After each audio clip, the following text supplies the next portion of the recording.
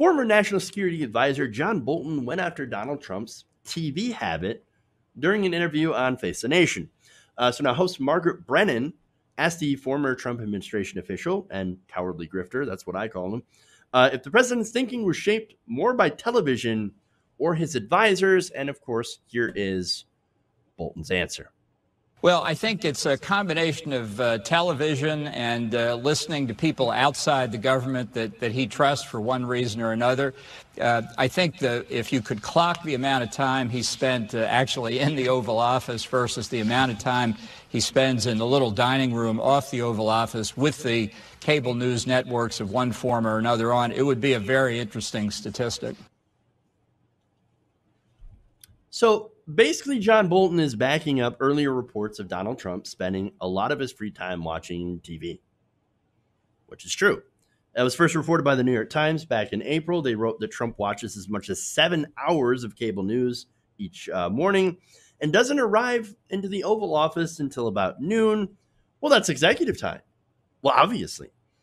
He's got to take a break from not working by not working. And what better way to not work than to watch TV in style? In fact, Time Magazine reported that the president had a 60-inch television installed in his private White House dining room back in 2017. Because, of course, Donald Trump doesn't take his time to go and read up on foreign policy or anything like that. Oh, no. He says he knows everything about foreign policy because he's that much of a genius, because he's so incredibly smart. He's smarter than everybody. He's smarter than the generals.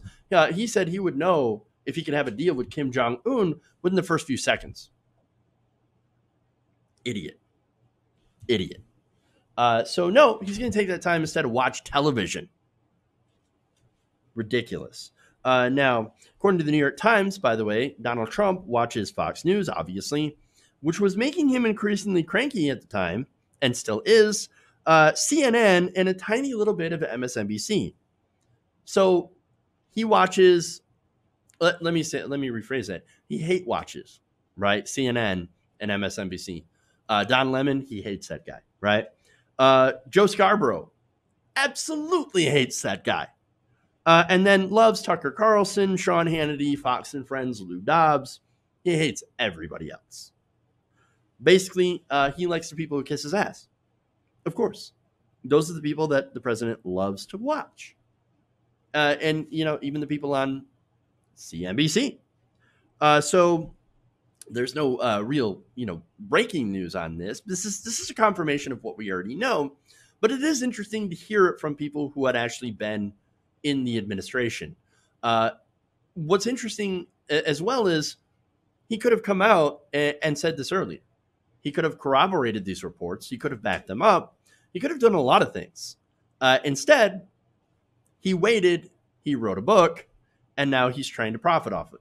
That's why I call John Bolton a cowardly grifter, because that's what he is. Even though what he's saying is absolutely true and is backed up by a lot of other people, in the administration, other reports from the administration, from unnamed sources, he still could have done something. I guess he could have been somebody who had really taken a stand.